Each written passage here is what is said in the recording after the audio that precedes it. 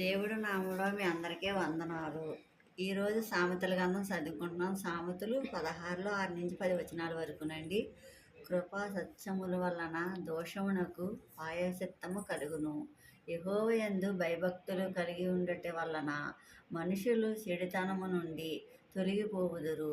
ఒకని ప్రవర్తన యెహోవాకు ప్రీతికరముగా ఉన్నప్పుడు ఆయన వాని శత్రువులని సహవానికి మిత్రులుగా చేయును.